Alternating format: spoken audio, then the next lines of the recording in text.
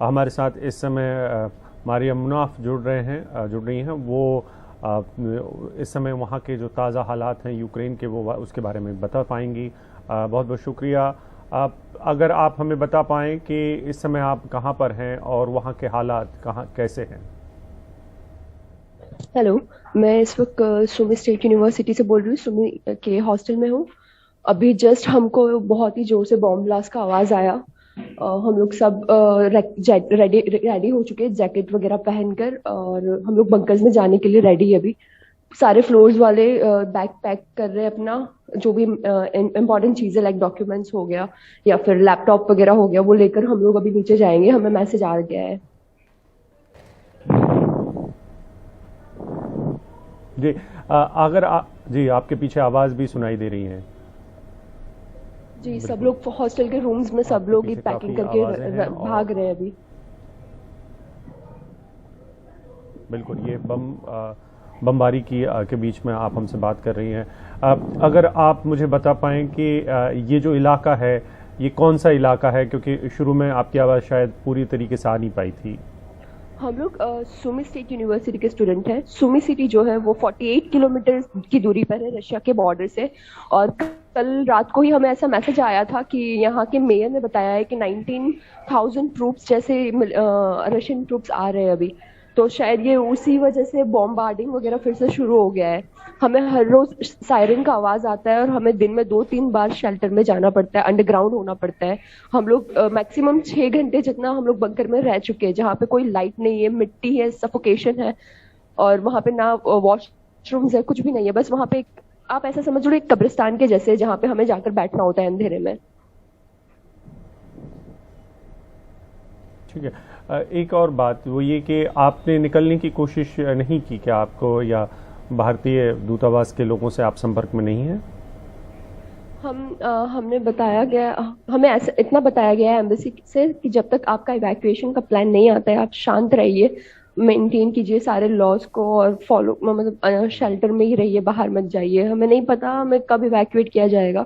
आज सुबह में हमें एक और मैसेज मिलता है मिनिस्ट्री ऑफ एक्सटर्नल अफेयर से कि आपको 1-2 दिन में सुमी से शायद निकाला जा सकता है। ये बात भी श्योर नहीं है।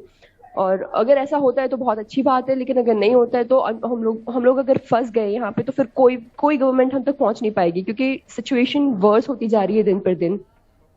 अभी टाइम है, प्लीज अभी हमें इवैक्यूएट कर लीजिए। जी, खार्किव से काफी स्टूडेंट्स निकल चुके हैं, सिर्फ सुमी बचा है जहां तक मुझे ये पता है। अभी भी हम लोग यहाँ पे 1,000 बच्चे जितने तो होंगे फॉर श्योर। अच्छा, आप तकरीबन 1,000 भारतीय बच्चे हैं। हाँ, अगर मैं अप्रोक्स बोल रही हूँ, मुझे एग्जैक्ट वैल्यू नहीं पता, वो हमारे कॉन्ट्रैक्टर्स के पास है, पर जहां जी, तक मुझे पता है 1,000 तो है ही, या तो 1,000 नहीं तो 900 जितना, बट इतने बच्चे तो है ही। मोस्टली यहाँ पे साउथ इंडियंस काफी है हमारे साथ। ठीक है, ठीक है, ओके। और जो दू, दूसरे देशों के जो बच्चे हैं, उनकी स्थिति क्या है? उनको निकालने की यहाँ कोई से व्यवस्था की गई है क्या, मारियम? नाइजीरियन फ्रेंड्स है मेरे, जो आज खुद बस अरेंज करके वो लोग सुमी से निकल रहे हैं उस रोड के लिए। उनकी एम्बेसी कुछ इतना उनका हेल्प नहीं कर रही, ये उनसे जानने मिला है हमें। और बाकी बचे तुर्की और तुर्की, हाँ तुर्की के लोग भी निकल चुके थे, पहले ही निकल गए थे वो लोग। ये सब चालू हुआ, उनकी एम्बेसी ने उनको कुछ ऐसे नोटिस दे दिया था कि आप बेटर आप आ जाए, तो उस वजह से वो लोग निकल गए थे। अफ्रीकन यहाँ पे स्टक है हमारे साथ। जी, आपके साथ जो लोग हैं उनके खाने पीने का इंतज़ाम आप लोग कैसे कर पा रहे हैं? करंटली सिचुएशन ऐसी है कि सुपरमार्केट्स भी स्टॉक आउट ऑफ स्टॉक हो रहे हैं। हमें खाना वगैरह, मतलब मैं, एक कुसुम फार्मा करके यहाँ पे एक फार्मास्यूटिकल कंपनी है यूक्रेन में, सुमी में बेसिकली। मिस्टर राजीव गुप्ता करके एक सर है, उन्होंने काफी कुछ बच्चों को प्रोवाइड किया है। वो ऑयल, आटा हो, देन पोटैटो, अनियन, एग्स, ये सब प्रोवाइड कर रहे हैं। वो हॉस्टल तक लाकर देते हैं और फिर हम लोग हॉस्टल में एक दूसरे को डिस्ट्रीब्यूट कर देते हैं। तो इतना उनका बहुत ही, मतलब हम लोग उनके शुक्रगुजार है कि उन्होंने इतना हमारी मदद की है।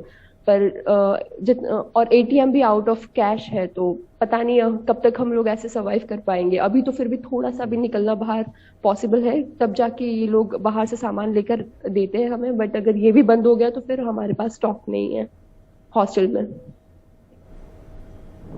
जी बिल्कुल बिल्कुल, आप जहाँ पे भी हैं सुरक्षित रहिए मारिया, आपके जितने भी साथी हैं वो भी सुरक्षित रहें और हौसला बना के रखिए। ऐसे हालात में हौसले की ज़्यादा ज़रूरत भी होती है।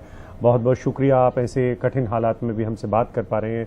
आपसे बातचीत के दौरान भी हमें बम की जो आवाज़ें हैं वो आई हैं, गोलीबारी की आवाज़ें आई हैं। बहुत बहुत शुक्रिया आप इस वक्त में। उन तमाम लोगों का भी शुक्रिया जो भारतीय होने के नाते भारतीयों की मदद कर रहे हैं या दूसरों की भी मदद कर रहे हैं, खाना पहुंचाने का काम कर रहे हैं। इन स्टूडेंट्स का, इन छात्रों का कोई भी दोष इस युद्ध में नहीं है, फिर भी ये फंसे हुए हैं, तो इनके साथ तमाम लोगों की संवेदनाएं होनी चाहिए।